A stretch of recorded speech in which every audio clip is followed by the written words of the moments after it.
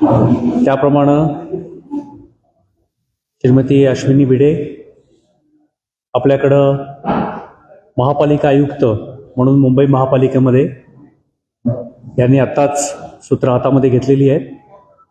मुंबई महापालिकेतर्फे सर्व अधिकारी कर्मचारी यांच्यातर्फे मी त्यांचं मनपूर्वक स्वागत करतो आणि महापालिकेच्या कारभाराचं पूर्ण नियोजन आता यापुढे त्या करतील. त्यांना मी सर्वांच्या तर्फे मनपूर्वक शुभेच्छा देतो. वेलकम. धन्यवाद.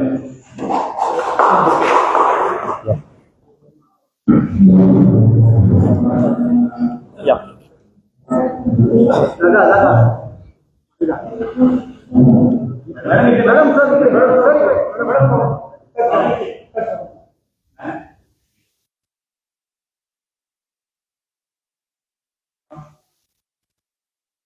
Thank you.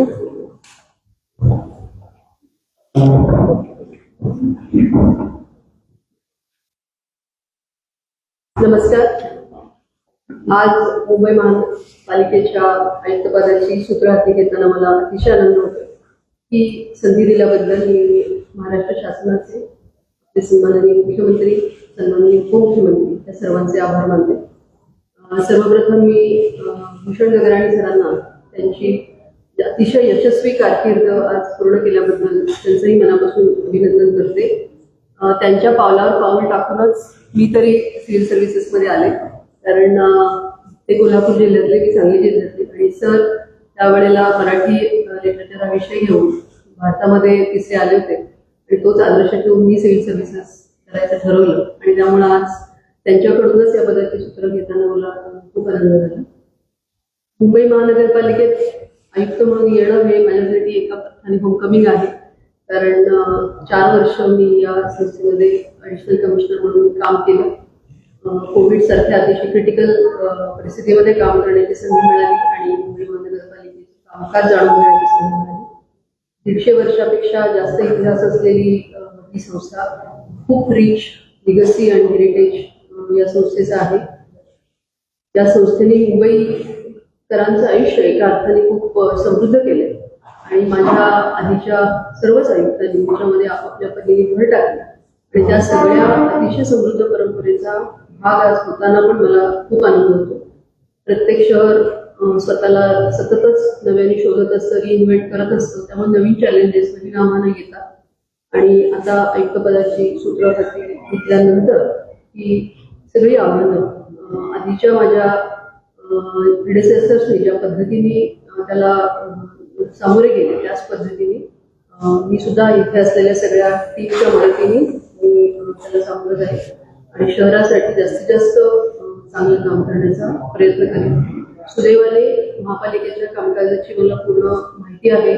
ते काम करणाऱ्या बरेच जण विश्वास या निमित्ताने मी व्यक्त करते आणि आपल्या सगळ्यांचं सहकार्य त्या की पुढे नेण्यासाठी मिळेल अशी आशा व्यक्त करते. धन्यवाद.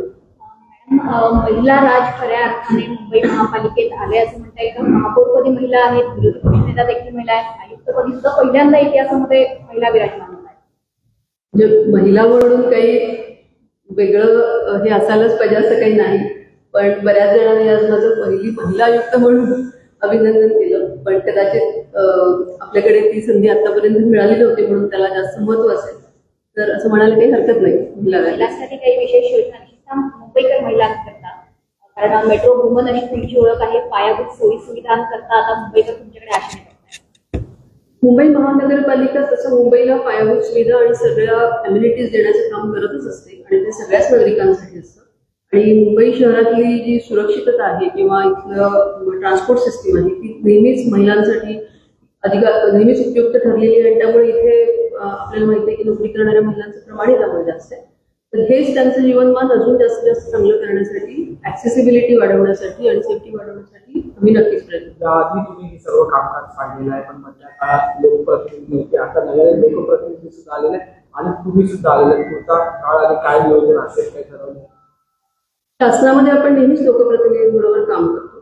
म्हणजे हे क्वचितच असं झालं असेल की इतका दीर्घकाळ आपल्याला प्रशासक म्हणून इथे काम करावं लागलं, पण यापूर्वी सुद्धा जेव्हा 2020 मध्ये मी होते 20 ते 22 आपल्याकडे इथे सदस्य होते आणि जरी कोविड कालावधी असला तरी नियमित बैठकाही व्हायच्या सगळ्या. त्यामुळं लोकप्रतिनिधींबरोबर काम करण्याचा अनुभवही आहे आणि त्याच्यातूनच म्हणजे प्रशासन आणि लोकप्रतिनिधी या दोन्हीतूनच आपण कुठलंही शासनाचं काम जास्तीत जास्त चांगल्या पद्धतीने होतं.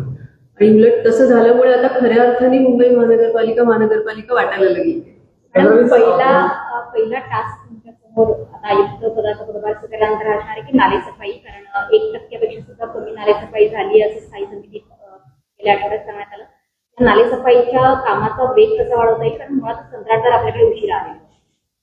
हे आपण दरवेळेलाच हा मुद्दा येतो आणि दरवेळेला महापालिका चांगले काम करते आणि पावसाळ्याच्या आधी नालेसफाई सुद्धा होते. पण आता प्रत्यक्ष चार्ज घेतला आहे त्याच्यानंतर याचा आढावा घेऊ जास्तीत जास्त वेगाने काम करण्याचा प्रयत्न.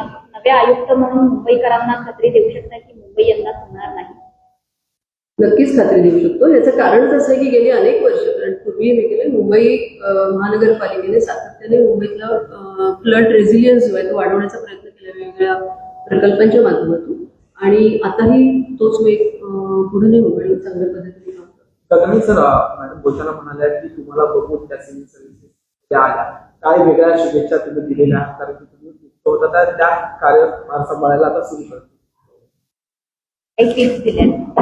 नाही, शुभेच्छा असतात, वेगळ्या शुभेच्छा काय देणार. मी शुभेच्छा सर्वांकडे दिलेल्या आहेत आणि मला स्वतःला ही संधी शासनाने दिली त्याच्याबद्दल मी शासनाचा ऋणी आहे. महापालिकेचे सर्व अधिकारी कर्मचारी यांनी 2 वर्ष मला सांभाळून घेतलं, त्याच्याबद्दल मी सर्व अधिकारी कर्मचारी जे अत्यंत कार्यक्षम आहेत आणि मुंबई महापालिकेची पताका ही कायम उंचावर ठेवण्यासाठी ते जागरूक असतात. मी सर्वांचे मनापासून आभार मानतो आणि आपल्या सगळ्यांचे देखील आभार मानतो की माझ्या या गेल्या 2 वर्षाच्या कालावधीमध्ये आपलं सगळ्यांचं सहकार्य, हे जर सहकार्य मिळालं नसतं तर कदाचित आम्हाला लोकांच्यापर्यंत पोचणं आणि लोकांचं सहकार्य मिळवणं शक्य झालं नसतं. त्यामुळे आपल्या सर्वांचं मनापासून आभार. थँक्यू. सांगू नाही शकणार. अच्छा, समोर थोडून सांगता येईल.